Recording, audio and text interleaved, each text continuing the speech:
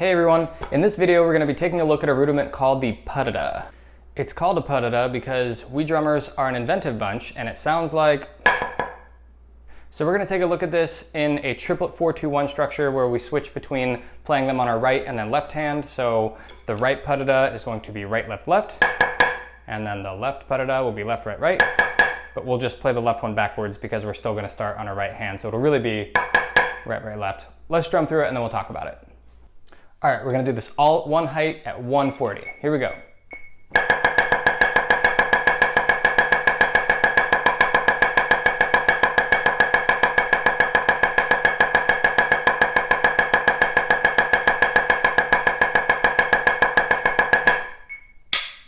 So counting through this exercise, it's pretty straightforward. It's just triplets the whole time. So we just have 1 and a, 2 and a, 3 and a, 4 and a, or foot and a, foot and a, foot and a, foot and a.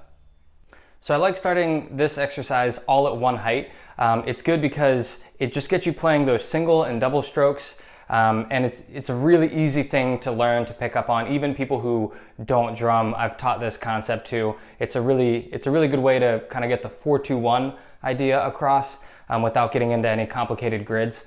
And once again, it's very simple. Just play one note here and then 2 notes here. Do that 4 times in a row, and then once you're done, switch, play 2 notes here, 1 note here. So it's kind of a really good starting exercise, and it's not so fast that it will have people who are starting to play single or double strokes practicing double strokes incorrectly and with poor sound quality. Something else I wanted to mention about the format of this is we did a 4-2-1, but then we also did the section at the end where we did back-to-back singles followed by back-to-back doubles. Sometimes in 4-2-1s it works out where you can do that. Sometimes it's just a little bit too repetitive and doesn't really make sense to practice that way. But this one, after we did the 4 section, 2 section, and 1 section, so let's go from the 1 section, we had 1 and a, 1 and a, so 4 times. We do full 6 notes that are singled, 6 notes that are doubled, then again off the left. So this exercise works out pretty well to where you can kind of add that tag on the end, and it works and it's comfortable and it's fun to play.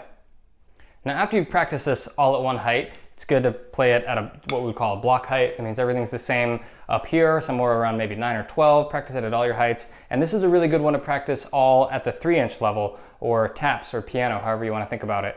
And then once you have that, you've got some solid taps going on throughout the entire exercise.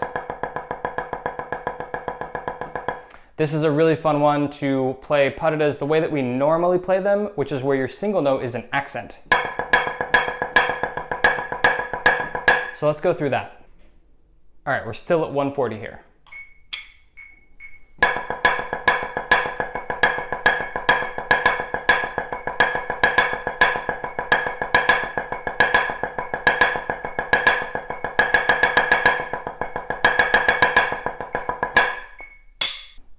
All right, here's a really fun way to play exercises like this at different speeds. What we're gonna do is, instead of just cranking the med up to play faster, we're gonna switch to playing the whole exercise instead of triplets as 16th notes. So where before we had 1 and a, 2 and a, 3 and a, 4 and a, 1 and a, 2 and a, 3 and a, 4 and a, in 16th notes, we're gonna have 1 E and a, 2 E and a, 3 E and a, 1 E and a, 2 E and a, 3 E and a.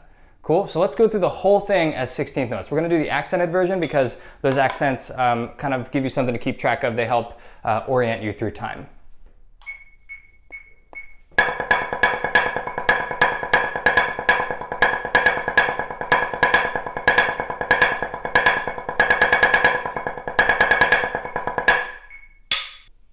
So not only are you practicing at different speeds, which is really good for you, you're practicing different rhythms, which is going to be a little bit difficult if you've learned the entire exercise in one set of rhythms. To change that, it takes some mental effort, but just work your way through it, and once you get it, it can be really fun.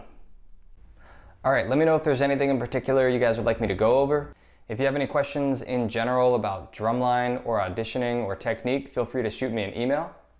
And if you want to hop over to the website, timwoodtheory.com, I'll have all these exercises organized into categories. So if you really just want to hit a double beat or a rolls exercise, something like that, they will be in their separate sections. And I'll have PDFs to these soon. I'll upload them as quickly as I can.